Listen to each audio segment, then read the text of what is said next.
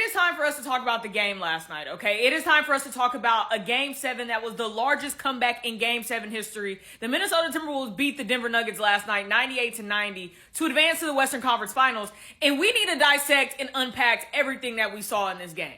If you went to bed after you saw the halftime score, I don't blame you. You're not in the wrong there. The score was 53-38. We're all sitting there like, did y'all really do all this in Game 6 to get to this Game 7 and just get blown out? We're all sitting there like, Ant can't even buy a bucket. The refs weren't calling any fouls. Rudy's over there still getting bullied by Joker in the post. It just wasn't a good situation at all. Jaden McDaniels got a lot of fouls early in that first half. It was looking bad.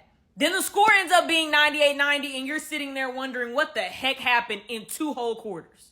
Ant was still struggling a little bit in that third, but you saw him be more aggressive and more assertive. Yes, he ended up ending with 16 points, and for a lot of people, you're sitting there saying, well, 16 points isn't a lot, but he affected the game differently in that second half. He decided to be the primary defender on Jamal Murray, and that really changed the whole dynamic and slowed them down completely and allowed the Minnesota Timberwolves to get in their bag, which Ant ends up saying in this time when he gets subs out, he's like, hey, I'm about to get in my bag, and he does exactly that. There's a time where he ends up stripping the ball from Jamal Murray. He goes back for the slam dunk. He ends up getting a 3 ball after that sequence as well. The whole thing starts to turn after that. I get 16 points is not a lot to a lot of people in a Game 7 for a superstar like Anthony Edwards, but it was the timely buckets, the threes right there, getting to the rim, attacking the basket, utilizing the pick and roll. It was an entirely different game in that second half because he ended up going a little bit quicker instead of waiting for the double team to manifest. He did that a lot in the first half of this game, just waiting for the double. You got to go quicker.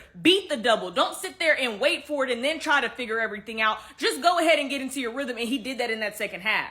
Now, if you ask me, was Anthony Edwards the reason they won this game? No, and I say that respectfully because he still was great, though. His confidence, his energy, his ability defensively to be able to take that assignment was a big deal in that second half. But Karl Anthony Towns, 23 points, 12 rebounds. We're watching this game, especially in that first half when it looked like, man, there's no hope. Everything's gone. Cat was really the only one sitting there actually getting buckets, going against his mismatch. He had Christian Brown on him, getting to the bucket, getting his layups, being aggressive in his rebounds, but also shooting the 3 ball. There was a point where we're all sitting there like, Cat is the only one trying to fight back right now, defensively taking the assignment to be on Joker and try to make it hard for him and challenging for him. Because like I said, Rudy was getting bullied in that first half a lot until they made the switch. The only problem is when Cat is on a primary offensive scorer like this, he ends up getting into foul trouble a lot, which ended up happening, and he had to be subbed out towards that fourth quarter because he had 5 fouls. But when he was on him, it was effective. It forced him to have to live with some of the shots that Joker would have to do, getting him out of that post and making him be in the perimeter. Listen, Nikola Jokic does not like to shoot threes. I don't know why everyone keeps making it seem like he loves it. He doesn't want to do that. He would like to get into his bread and butter and in his bag in the post. But if you force him out to have to catch the ball at the perimeter, the only time Joker's really trying to shoot the 3 ball is if he's wide open or if the shot clock's going down. If you don't believe me, just go look at highlights. 2 guys that deserve a lot of credit as well as Jaden McDaniels.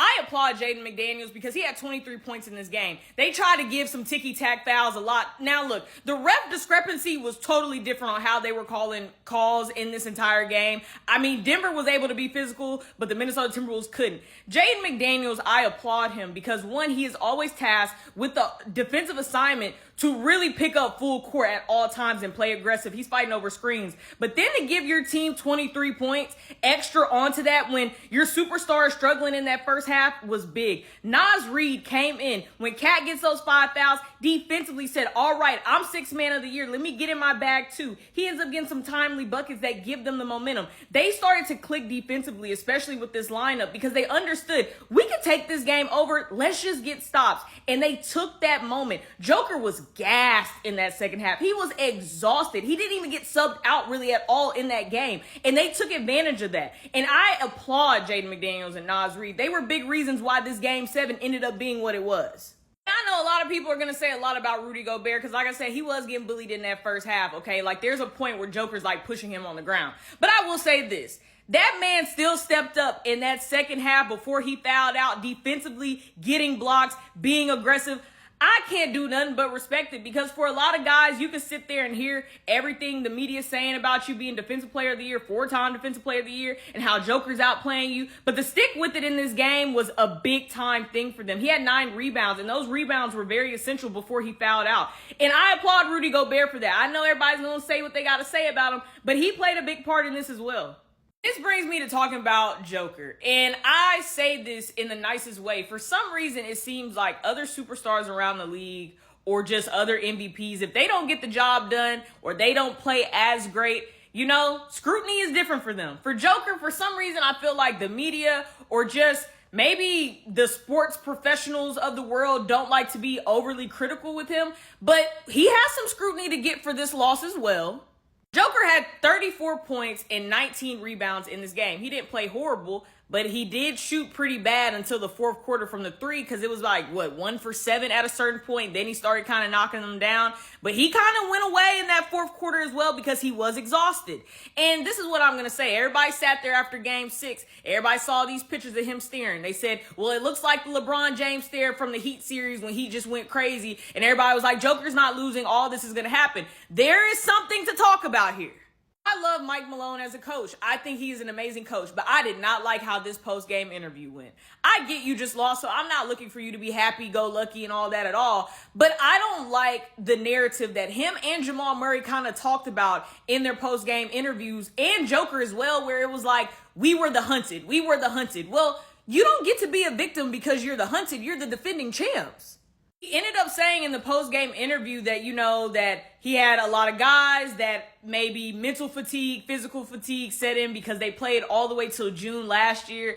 And I don't like that narrative. Like, you're not getting a pat on the back because you played until June last year and won the championship. Absolutely not. This is an entirely new season. Those are things and comments you make at the beginning of the season, not towards the end of it. So you don't get a pass in all these things of, well, everybody wants to play us great, and well, duh, yeah, that's the point. You just won the championship last year. Do you think anyone's going to take it lightly? I mean, teams aren't taking it lightly in the playoffs, period. But you don't get any grace for that, because at the end of the day, this is the standard for you guys. And I think it just really puts in perspective how hard it is to go back-to-back in the NBA, and let alone get to the finals. I mean, honestly, but I didn't like the narrative that him, Jamal, and Joker were kind of pushing, like, there's no sympathy because you're the hunted. I mean, that's the point. Jamal Murray had 35 points, and he was cooking in that first half. But even in that second half, he was struggling. And again, Ant was the primary defender. You heard Ant say after, I had Jamal in handcuffs. He did.